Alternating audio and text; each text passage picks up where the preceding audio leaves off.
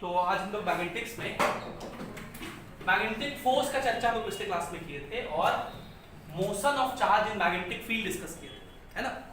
तो उसमें हम लोग ये डिस्कस किए थे, आखिरी पॉइंट जो हम लोग पिछले क्लास में लिखे थे वो ये था कि अगर वेलोसिटी एंड मैग्नेटिक फील्ड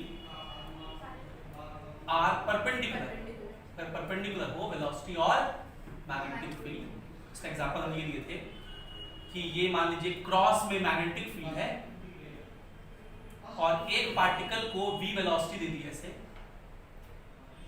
तो इस पर मैग्नेटिक फोर्स कितना लगेगा।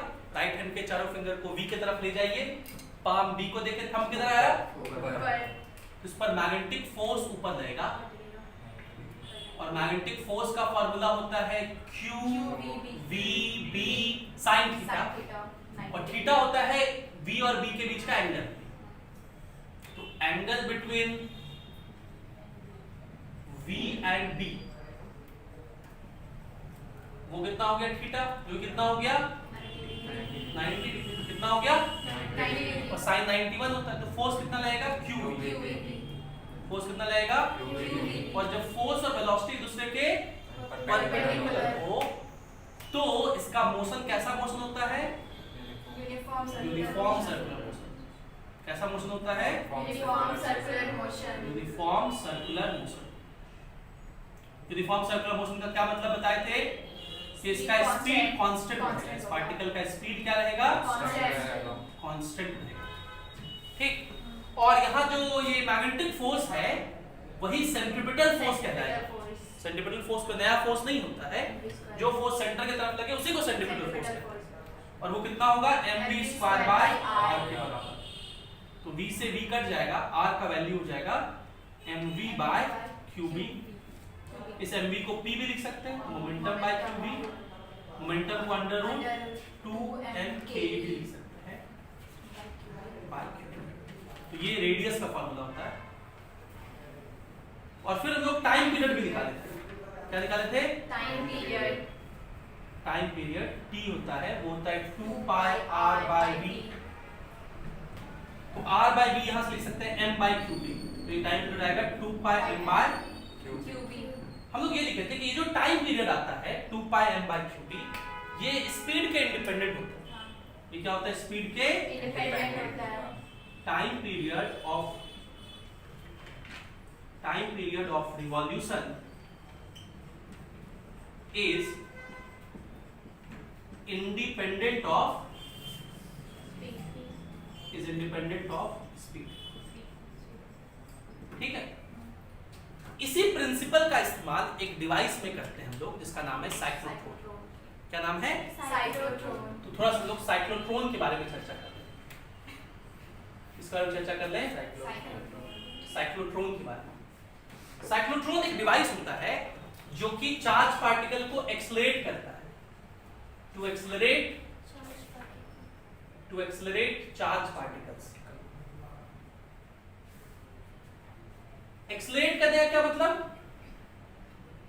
इंक्रीजिंग वेलोसिटी, वेलोसिटी को बढ़ाना। तो तुरंत आपका जवाब सवाल होना चाहिए कि सर मैग्नेटिक फोर्स में तो स्पीड कांस्टेंट रहता है, वेलोसिटी बदलता है, खाली डायरेक्शन बदलता है, तो उसका वेलोसिटी इंक्रीज होने का मतलब स्पीड इंक्रीज होना। इंक्रीज सर कैसे होगा, तो मैग्नेटिक फील्ड तो इंक्रीज कर नहीं सकता, वेलोसिटी में डायरेक्शन की वजह से परिवर्तन ला सकता है, स्पीड तो परिवर्तन हो नहीं सकता है, बोलो। Yes sir. तो ऑब्वियस सी बात है, इसको एक्सेलरेट अगर कराना है तो मैग्नेटिक फील्ड के साथ साथ इलेक्ट्रिक फील्ड का भी इस्तेमाल करना पड़ेगा। मैग्नेटिक फील्ड के साथ साथ क्योंकि इलेक्ट्रिक फील्ड जो है वो चार्ज पार्टिकल को एक्सेलरेट करा सकता है। तो इसका प्रिंसिपल क्या है, इसका प्रिंसिपल ये है कि जो टाइम पीरियड ऑफ रिवॉल्यूशन होता है वो स्पीड के इंडिपेंडेंट होता है। तो यहां लिखा हुआ है, इसे हम लिख ले रहे हैं, एरो वैल्यू का लिखा है, ठीक है। टाइम पीरियड जो होता है वो इंडिपेंडेंट होता है स्पीड के। हम लोग क्या करते हैं, इसका कंस्ट्रक्शन और वर्किंग अगर बात करें, कंस्ट्रक्शन एंड वर्किंग अगर बात करें लोग, तो हम लोग एक सिस्टम बनाते हैं जिसमें कुछ ऐसा होता है, इसको डीज बोलते हैं। क्या बोलते हैं? क्योंकि ये अंग्रेजी के डी अल्फाबेट जैसा दिखता है, इसलिए इनको डी बोलते हैं।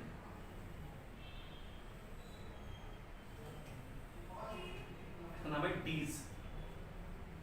ठीक है, दो डीज होते हैं सेमी सर्कुलर, और इसमें इस तरह से ग्रूविंग होता है। ग्रूविंग समझते हैं? खांचा बना होता है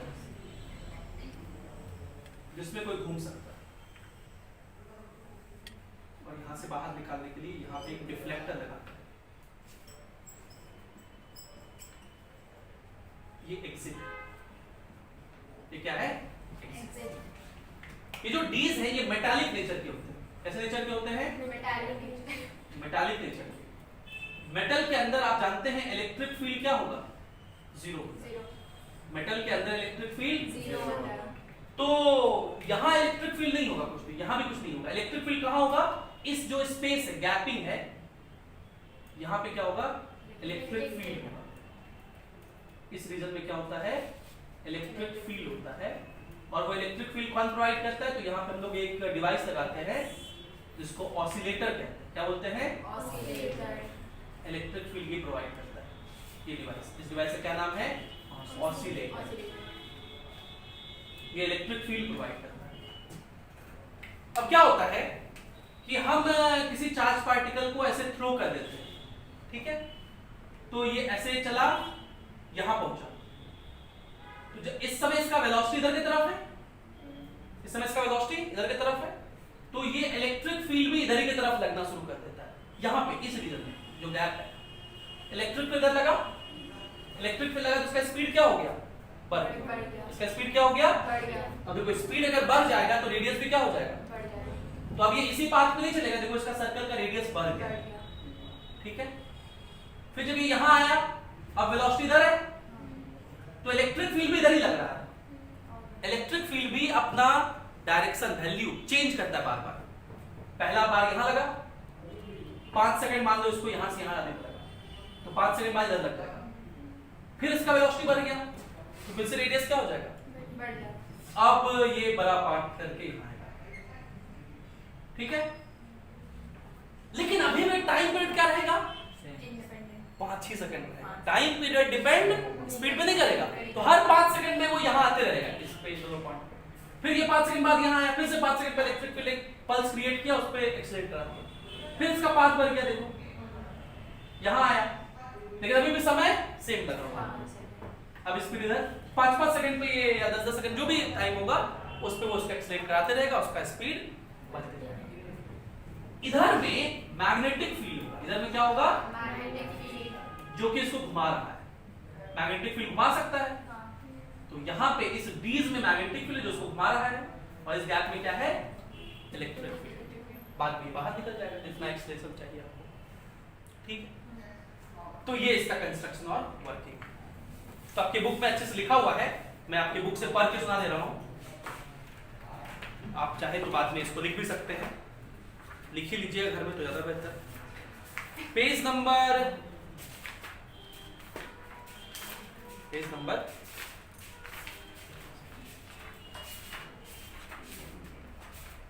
नंबर 140 पे, एनसीईआरटी पेज नंबर 140 पे यहाँ पे साइक्लोट्रॉन हेडिंग है।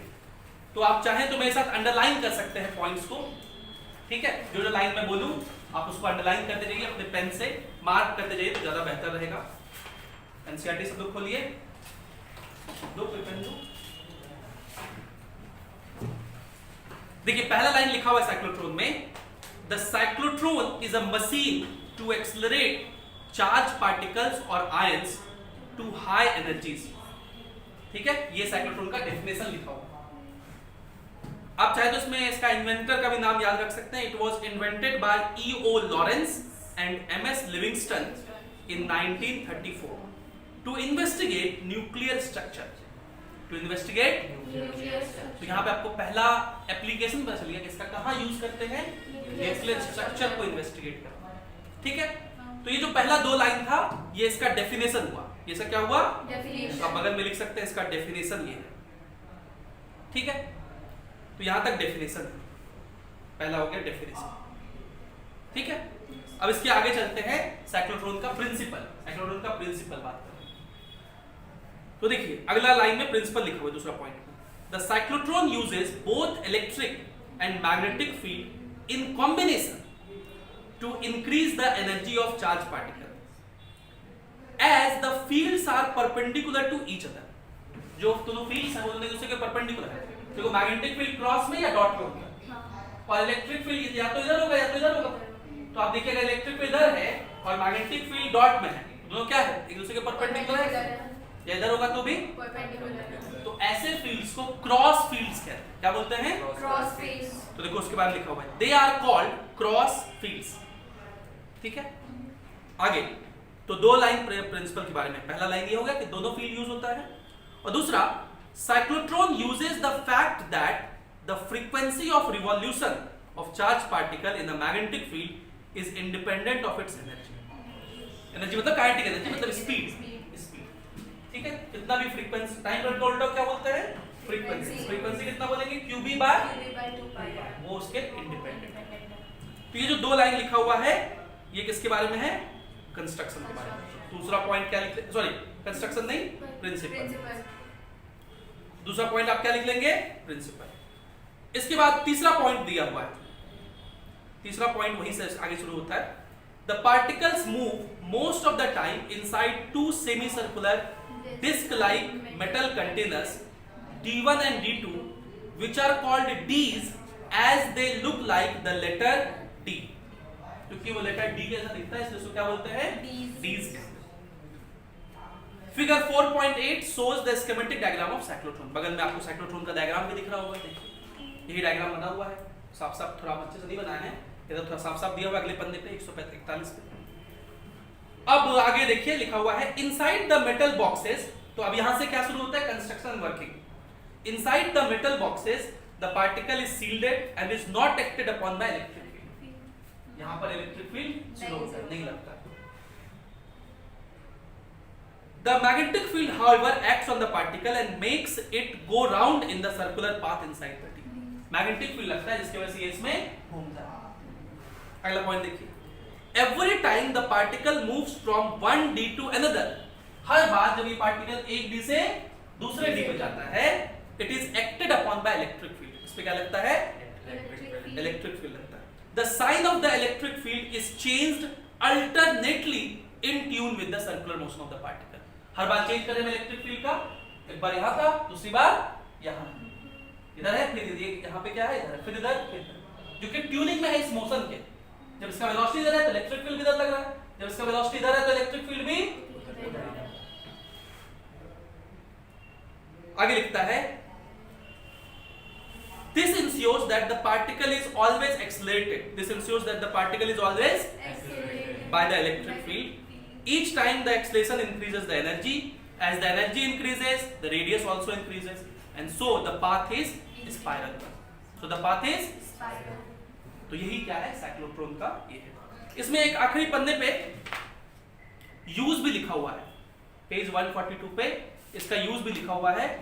It is also use to implant ions into solids, modify their properties and even synthesise new materials.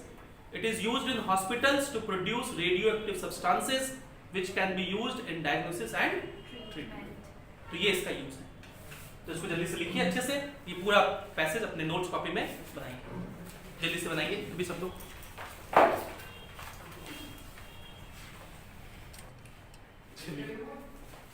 दूसरा केस जो हमें जानना है चार्ज पार्टिकल के मोशन का वो ये है कि अगर वेलोसिटी और मैग्नेटिक फील्ड के बीच में 90 डिग्री का एंगल ना हो, कुछ और एंगल हो, तो दूसरा केस क्या है? If velocity is not perpendicular to T.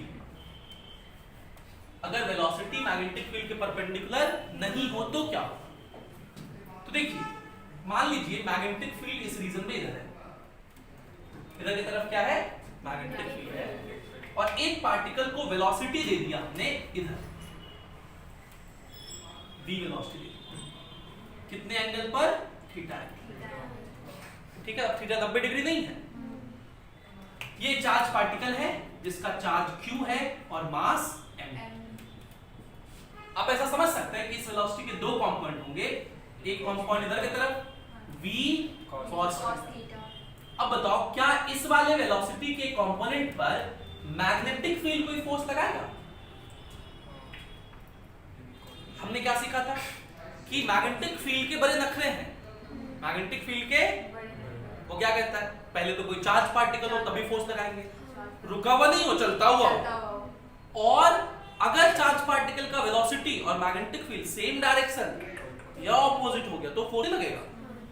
तो ये वाला कंपोनेंट ऑफ वेलोसिटी जो है ये मैग्नेटिक फील्ड की क्या है, पैरेलल है। तो इस पर no magnetic force, no magnetic, इस पर कोई मैग्नेटिक फोर्स नहीं लगेगा। और नो मैग्नेटिक फोर्स मतलब कोई फोर्स ही नहीं लग रहा है तो एक्सेलरेशन क्या होगा, जीरो। तो वेलोसिटी क्या होगा, तो v cos थीटा का वैल्यू क्या रहेगा, कांस्टेंट रहेगा।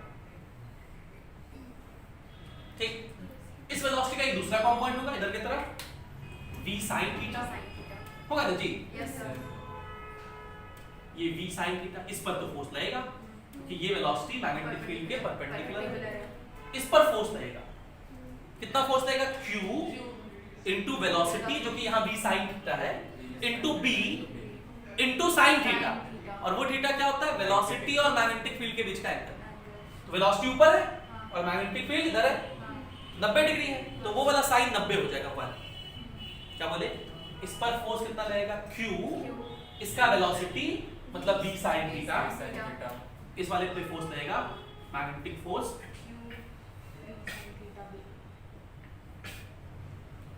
on this component, कितना होगा, q वेलोसिटी हो गया v sin theta into b into sin theta जो कि 90 डिग्री है। क्योंकि 90 डिग्री क्यों लिखे, क्योंकि एंगल बिटवीन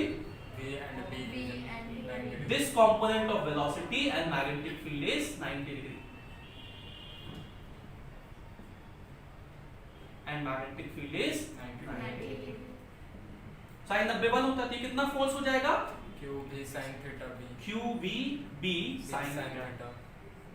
और ये फोर्स किधर लाएगा, तो फोर्स निकालने का, फोर्स का डायरेक्शन निकालने का क्या तरीका है, राइट हैंड के चारों फिंगर को v की तरफ ले जाना है। ये तो इधर है, हम लोग ऐसे भी ले जा सकते हैं, ऐसे ले गए तो पाम किधर दिख रहा है, पाम में सेल्फी वाला कैमरा तो वो अंदर दिख रहा है, तो वो मैग्नेटिक फील्ड को देखिए, मैग्नेटिक फील्ड उधर है, तो ऐसे नहीं ले जाएंगे, ऐसे ले जाएंगे। ठीक है, देखो वेलोसिटी की तरफ राइट हैंड का चारों फिंगर है और पाम किसको देख रहा है, थंब किधर आया, इधर। ठीक है, अब जरा इस चीज को यहाँ नहीं, यहाँ समझो, ये चार्ज पार्टिकल इसको मैंने ऐसे फेंका था एंगल पर, ऐसे फेंका था, इसके दो कंपोनेंट हुए, इधर वाले पे कोई फोर्स नहीं, इधर वाले ये वेलोसिटी है, ये मैग्नेटिक फील्ड और फोर्स लग रहा है अंदर। वेलोसिटी की तरफ राइट हैंड के चारों फिंगर को ले गए, पाम किधर देख रहा है उधर, हम किधर आया अंदर, तो ये जो वेलोसिटी है वो ऐसे घूम जाएगा, फोर्स इधर लगेगा, तो ये पार्टिकल ऐसे करके सर्कुलर मोशन घूमेगा। ठीक है, अगर इधर कोई वेलोसिटी नहीं होता तो ऐसे से घूमते रहता, ये ऐसे से, लेकिन अभी इसके पास ऐसे वेलोसिटी तो क्या होगा, इसके वजह से ये घूमते भी रहेगा और आगे भी बढ़ता रहेगा। इसको हम लोग बोलते हैं हेलिकल पाथ, जैसे घूमते हुए रहेगा और आगे भी बढ़ता रहेगा।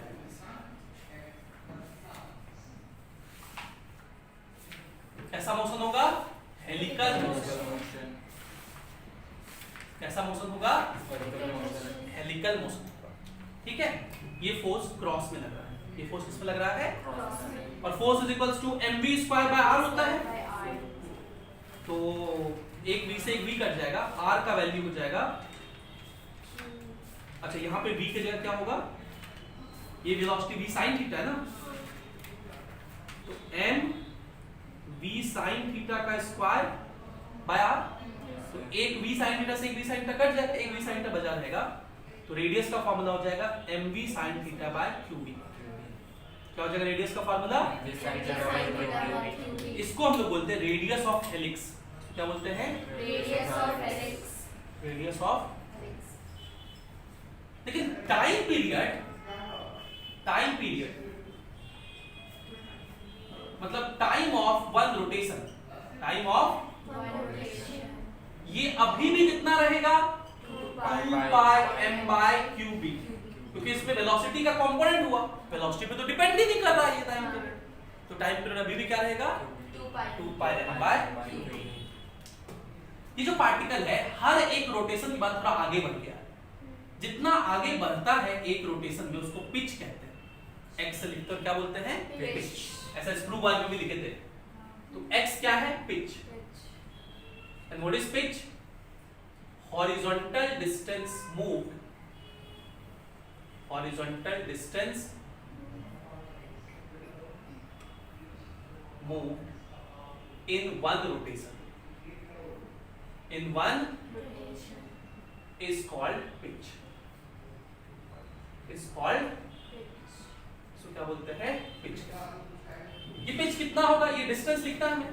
तो देखो हॉरिजॉन्टल डायरेक्शन में वेलोसिटी क्या है?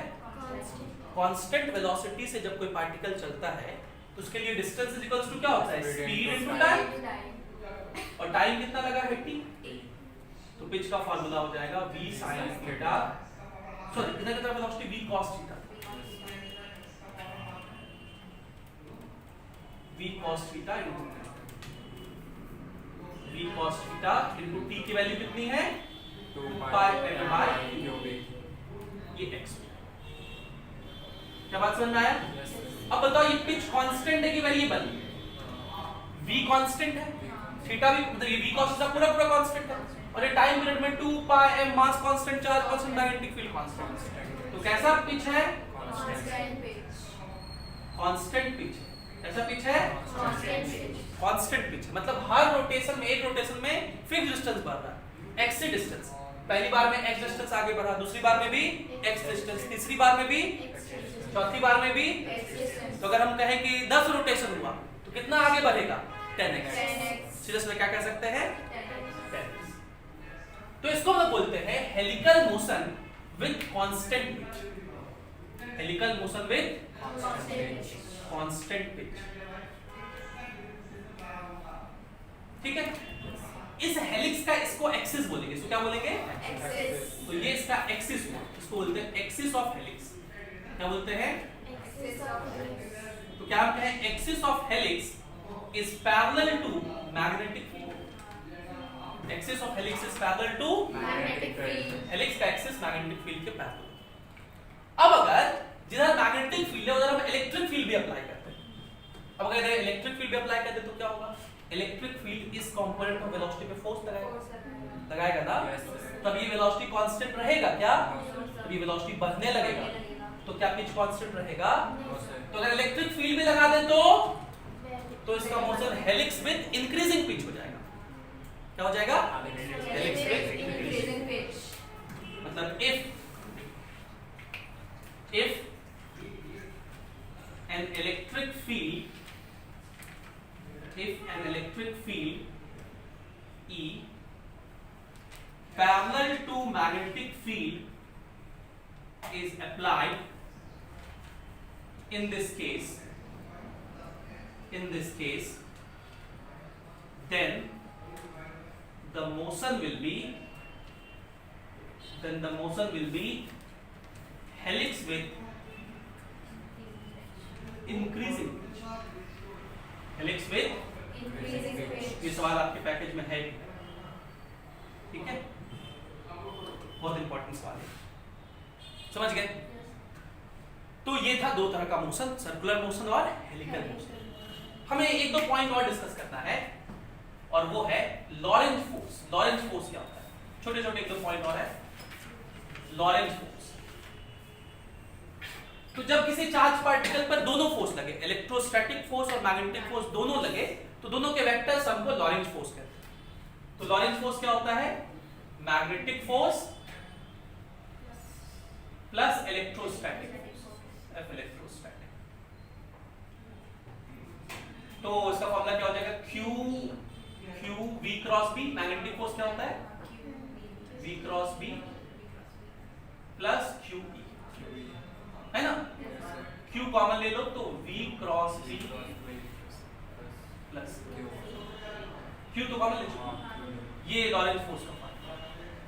कोई पूछे लॉरेंज फोर्स क्या होता है, तो कहेंगे जब दोनों फोर्स लगे, जैसे यहाँ पर इलेक्ट्रिक फील्ड अप्लाई कर दिए तो दोनों फोर्स लगा, तो ये भी लॉरेंज फोर्स का केस हो जाएगा, ये वाला केस। एक और स्पेशल केस होता है, उसको बोलते हैं वेलोसिटी सेलेक्टर। क्या बोलते हैं? Velocity selector. Velocity selector. Basically ये एक डिवाइस होता है जो इसी लॉरेंज फोर्स के कॉन्सेप्ट पे काम करता है, ठीक है। इसमें क्या है, मान लीजिए एक चार्ज पार्टिकल है जिसको हम इधर प्रोजेक्ट किए v वेलोसिटी से, इसको इधर प्रोजेक्ट किए v, Velocity. और मान लो इस रीजन में मैग्नेटिक फील्ड क्रॉस में, इस रीजन में मैग्नेटिक फील्ड किसमें है, क्रॉस में। तो अगर क्रॉस में मैग्नेटिक फील्ड है तो उस पर मैग्नेटिक फोर्स लगेगा कि नहीं लगेगा, लगेगा। किधर लगेगा, तो राइट हैंड के चारों फिंगर को v की तरफ ले जाएगी, पाम अंदर मैग्नेटिक फील्ड को देखता है, थंब किधर, upward, इस पर मैग्नेटिक फोर्स लगेगा ऊपर, कितना F मैग्नेटिक कितना होगा, QVB, क्योंकि 90 डिग्री पे है वेलोसिटी, QVB sin थीटा होता है, वेलोसिटी इधर है मैग्नेटिक फील्ड अंदर है, तो 90 डिग्री पे तो sin 90 1 होगा। तो ये पार्टिकल ऐसे घूम जाएगा सर्कुलर मोशन। हम चाहते हैं कि नहीं, ये पार्टिकल इधर ही मूव करे कांस्टेंट वेलोसिटी से, पार्टिकल मूव्स अनडेविएटेड, डेविएट ना करे with constant velocity, with constant. ऐसा तभी हो सकता है जब नेट फोर्स 0 हो, तभी इसका वेलोसिटी कांस्टेंट बन सकता है। मतलब इस फोर्स को कोई बैलेंस कर दे, इस फोर्स को कोई क्या कर दे, तो मान लो इस रीजन में हम इलेक्ट्रिक फील्ड नीचे की तरफ अप्लाई करते हैं, तो पॉजिटिव चार्ज पर फोर्स इलेक्ट्रिक फील्ड के डायरेक्शन में ही लगता है, और कितना इलेक्ट्रोस्टैटिक फोर्स लगेगा, Q into E। और अगर दोनों एक दूसरे को कैंसिल कर ले तो नेट फोर्स 0 हो जाएगा। कैंसिल करने के लिए QVB का वैल्यू कितने के बराबर होना चाहिए, QE, Q कट गया, वेलोसिटी कितना हो जाएगा, E by V। बहुत इंपॉर्टेंट फॉर्मूला। अगर इस वेलोसिटी से पार्टिकल चले E by V से और दोनों फोर्स कैंसिल कर ले, ये पार्टिकल अनडेविएटेड मूव करेगा, इसको बोलते हैं वेलोसिटी सिलेक्टर। एक सिलेक्टेड वेलोसिटी से चलेगा E by V से, तो वो अनडेविएटेड मूव करेगा। बात समझ में आया? एक पॉइंट और है, gyromagnetic ratio and Bohr's magnet bond, तो आप उसको लिखिए फिर वो चर्चा करेंगे।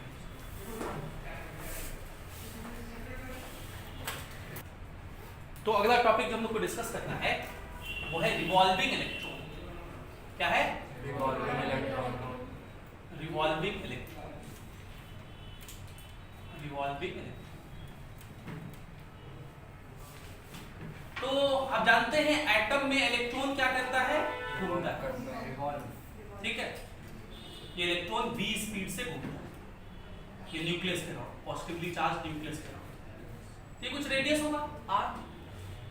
जब ये इलेक्ट्रॉन घूम रहा है तो बेसिकली करंट क्रिएट हो रहा है।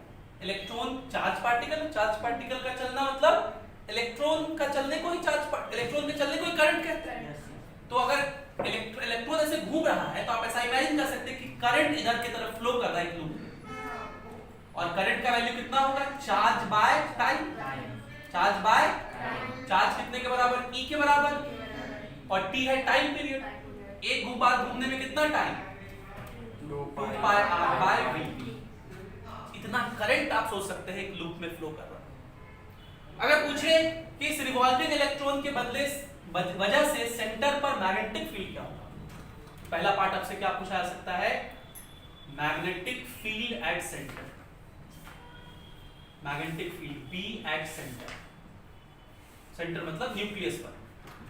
तो आप जानते हैं अगर कोई सर्कुलर लूप हो तो उसके सेंटर पर मैग्नेटिक फील्ड का क्या फार्मूला होता है, mu naught I by 2r। क्या फार्मूला होता है, तो म्यू नॉट by 2r, और I के बदले हम लोग क्या लिख सकते हैं, EV by 2 pi r। तो मैग्नेटिक फील्ड क्या हो जाएगा, म्यू नॉट EV by 2 जब 4 r r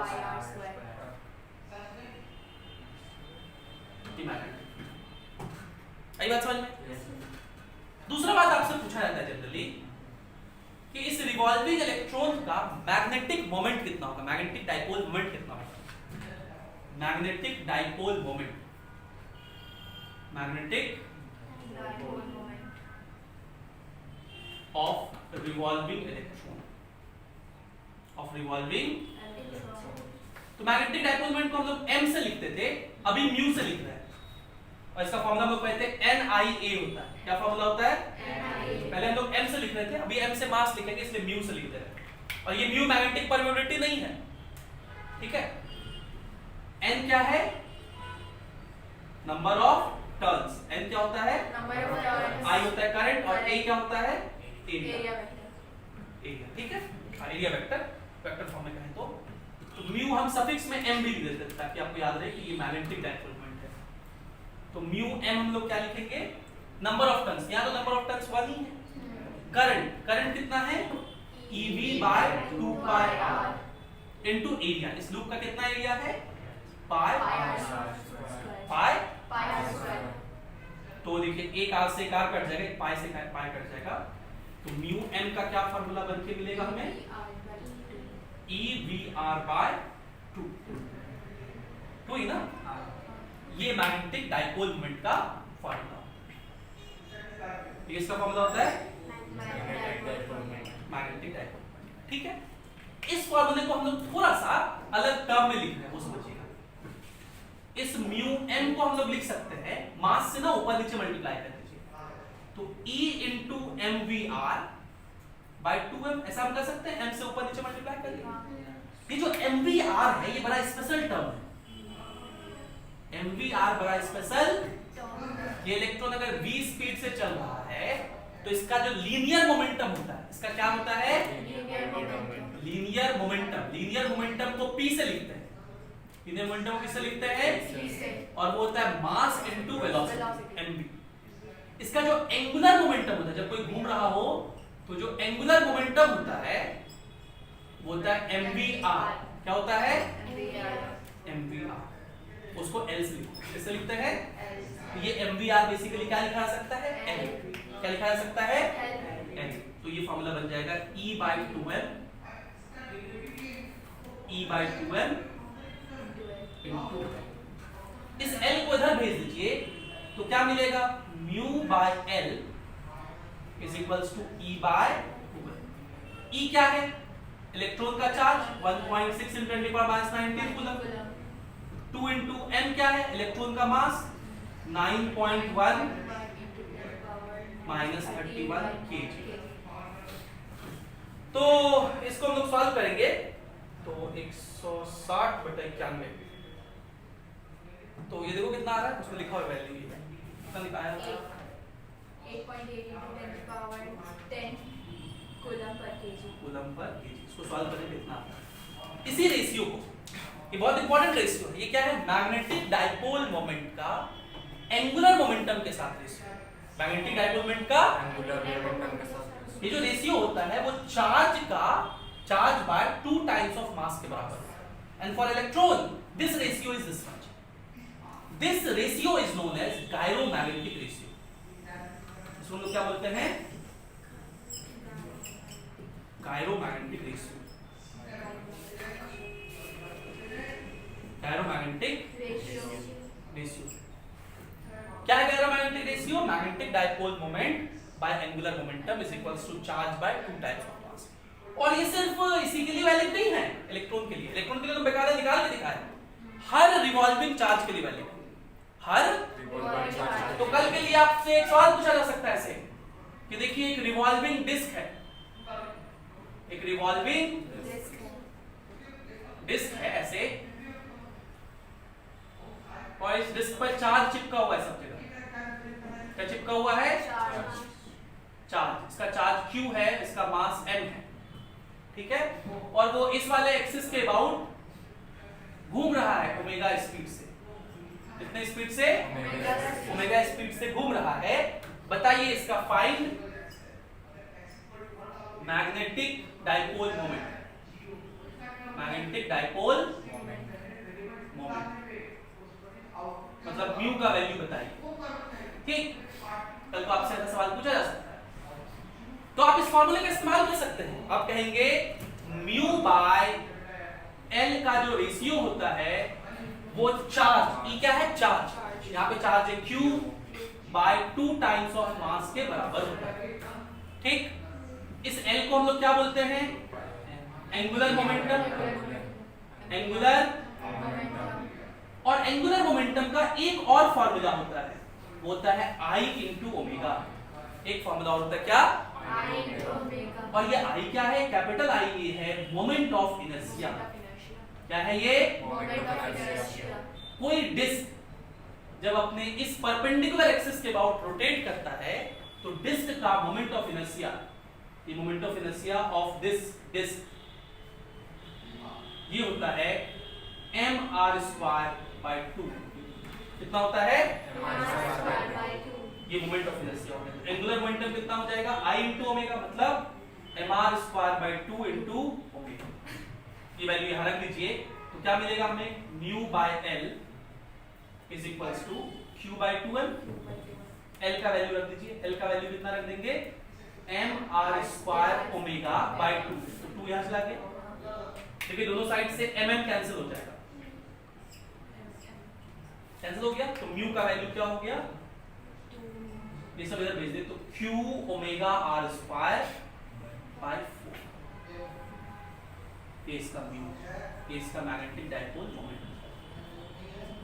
समझ गए, डिस्क की जगह रिंग भी पूछा जा सकता है, तो रिंग का मोमेंट ऑफ इनर्शिया इस एक्सिस के अबाउट mr² होता है। रिंग का कितना होता है, और रिंग की जगह स्फीयर भी हो सकता है, तो स्फीयर का moment of inertia solid sphere का होता है 2/5 mr²। कितना होता है, ठीक है। एक बार मोमेंट ऑफ इनर्शिया वाला टेबल देख लीजिएगा डिस्क के लिए, रिंग के लिए वगैरह। इसमें एक पॉइंट और था, ये तो दूसरा पॉइंट बात की मैग्नेटिक डायपोल मोमेंट का। इसी टर्म को ऐसे भी लिखा जा सकता है, थर्ड पॉइंट बात कर, इसलिए हम यहां थोड़ा जगह छोड़े थे। ये जो म्यू है, म्यू m, इसको हम लोग E/2m इंटू L तो लिख ही सकते हैं, ये वाला फॉर्मूला E/2m इंटू L। अगर ये बोर्स हाइड्रोजन एटम हुआ, हाइड्रोजन का एटम हुआ बोर के अकॉर्डिंग, तो आप जानते हैं फॉर हाइड्रोजन एटम, फॉर या hydrogen like atom, hydrogen for hydrogen like atom bore की थ्योरी क्या कहती है, L का वैल्यू NH/2π होगा। बोर का थ्योरी कहता है कि जो एंगुलर मोमेंटम होगा वो NH/2π, n बोलते हैं कौन से ऑर्बिट में है, ऑर्बिट नंबर, उसको प्रिंसिपल क्वांटम नंबर भी बोलते हैं, जो कि 1 2 3 एंड सो ऑन होता है। h को बोलते हैं प्लैंक्स कांस्टेंट, h को क्या बोलते हैं, तो इस फॉर्मूले में अगर रख देंगे तो mu m is equals to क्या आएगा, E/2m इंटू NH/2π। ये भी म्यू m का एक फॉर्मूला है बोस हाइड्रोजन एटम के लिए। अब देखिए एंगुलर मोमेंटम के 3 फॉर्मूले बने, कोई अगर घूमता है तो एंगुलर मोमेंटम mvr होता है, अगर ये इलेक्ट्रॉन हो हाइड्रोजन एटम का तो एंगुलर मोमेंटम NH/2π, और कोई सब बॉडी हो मैकेनिक्स का वो घूमता है तो एंगुलर मोमेंटम होता है I इंटू ओमेगा। I क्या है, मोमेंट ऑफ इनर्शिया, ओमेगा क्या है, एंगुलर स्पीड, ओमेगा क्या है, एंगुलर स्पीड, जो कि रेडियन पर सेकंड होता है, इसमें होता है। यहां पर एक बात और कि अगर n का वैल्यू हम लोग 1 ले लें, for n is equals to 1, भाई जैसे n बढ़ते जाएगा म्यू भी बढ़ते जाएगा, तब ये म्यू हमें मिनिमम मिलेगा। क्या मिलेगा, और ये कितना होगा, EH/2 2 4 πm। आपको नहीं लगता है E तो चार्ज और इलेक्ट्रॉन है 1.6 × 10⁻⁹, 4 नंबर है, पाई भी नंबर है, m मास है, मास भी जानते हैं हम लोग, और h प्लैंक्स कांस्टेंट है, इसका वैल्यू भी जानते हैं हम लोग। कितना होता है प्लैंक्स कांस्टेंट का वैल्यू, 6.6 × 10⁻⁻34 जूल सेकंड। इस सब वैल्यू यहां रख देंगे तो म्यू मिनिमम भी कैलकुलेट हो जाएगा। ये कैलकुलेट होके बताओ कितना आता है, 9.27 into 10⁻⁻24 एम्पियर मीटर स्क्वायर, ये इसका यूनिट होता है। इस वैल्यू को हम लोग बोर्स मैग्नेटॉन कहते हैं। क्या बोलते हैं इस वैल्यू को, बोर्स मैग्नेटॉन। इसको बोर्स मैग्नेटॉन कहते हैं। इस वैल्यू को बोर्स मैग्नेटॉन के नाम से जाना जाता है। तो इसमें से कोई भी बात आपके कॉम्पिटिटिव एग्जाम या बोर्ड में पूछा जा सकता है, ध्यान रखें। एक फॉर्मूला और है, वो है force between two parallel wires. दो अगर पैरेलल वायर हो उनके बीच का फोर्स क्या हो, जल्दी से वो लिख लें, फिर मैग्नेटिक्स हम लोग का जो चैप्टर नंबर 4 में है वो खत्म हो जाएगा।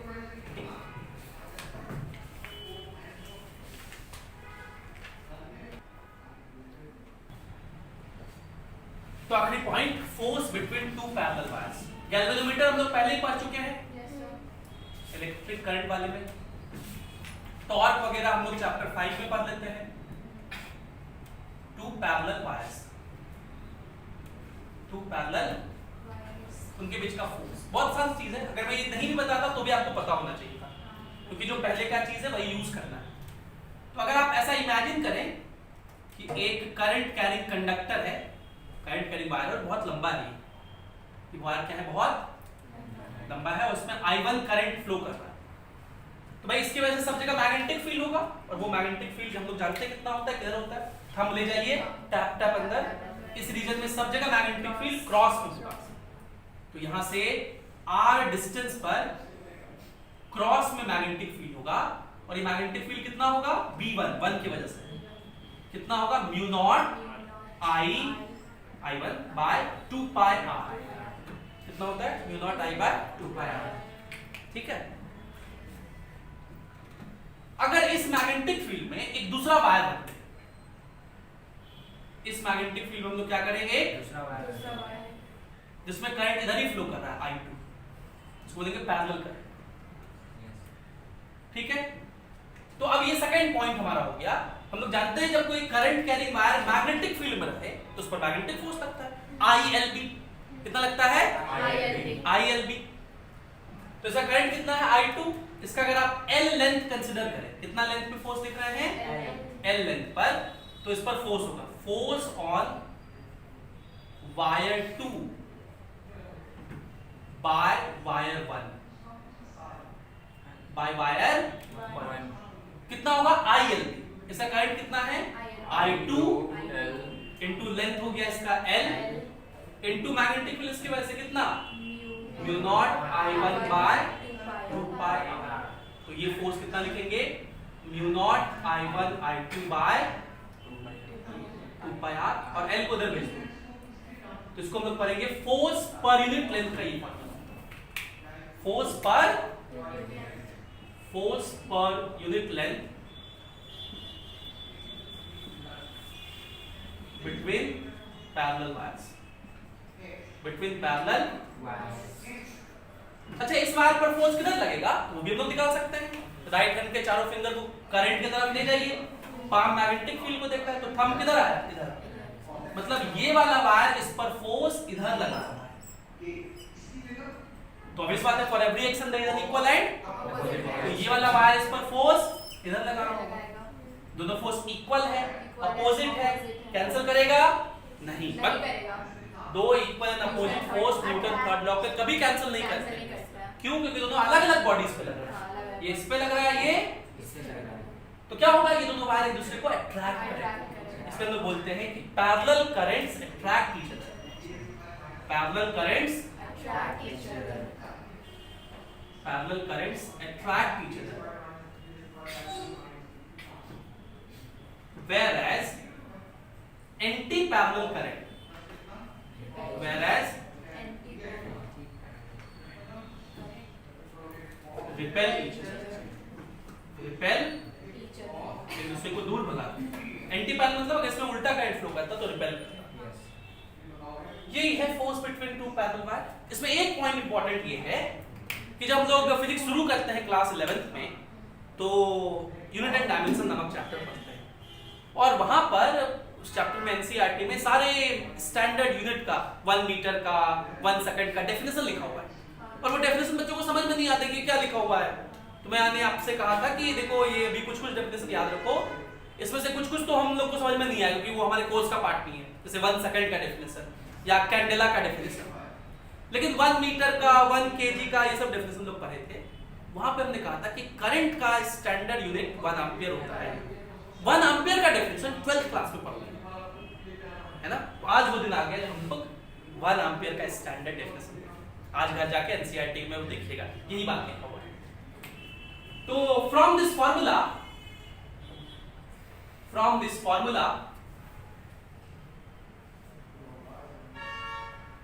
SI standard international definition of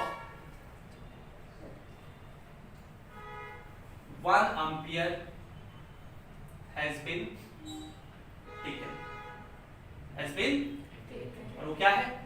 कि अगर इन दोनों वायर में करंट 1 एम्पियर हो और इनके बीच का डिस्टेंस भी 1 मीटर, तो ये फोर्स पर यूनिट लेंथ कितना आएगा, म्यू नॉट I1 I2 तो 1 हो गया बाय 2 पाई, म्यू नॉट बाय, और म्यू नॉट का वैल्यू हम लोग जानते हैं 4 पाई into 10 to the power -7 होगा, तो 2 पाई से वो दो बार में कट जाएगा, 2 into 10 to the power -7 Newton पर मीटर, फोर्स बाय लेंथ मतलब न्यूटन पर मीटर। तो हम लोग कह सकते हैं कि 1 ampere is the current, is the current which when flows between two parallel wires, two parallel long wires, two parallel long wire separated by 1 meter, separated by, 1 metre.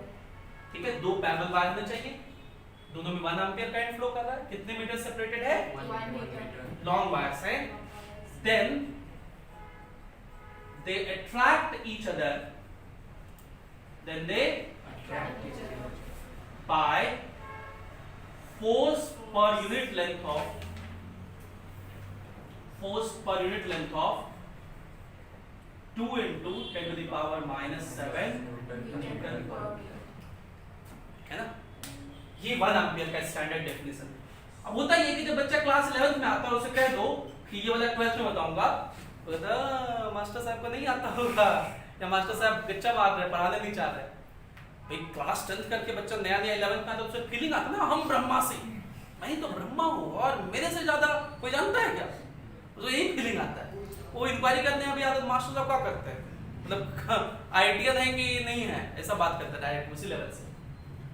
खैर आप लोग अब होशियार है, 12th में आ गए हैं, तो इतना होशियार तो होंगे कि हाँ ये डेफिनेशन क्लास 11th में आप शायद समझ ना पाते, इसलिए आपको नहीं बताया गया था, और जब आप समझने के काबिल हो गए तो आपको बताया गया। यही मैग्नेटिक्स में सारा थ्योरी है, और इस पर खूब प्रैक्टिस करिए, खूब क्वेश्चन बनाइए, जनरली ये सब पे फॉर्मूला बेस्ड सवाल बनता है, बनाइए खूब सवाल, और मैग्नेटिक्स यही पे खत्म होता है। Thank you, have a great day.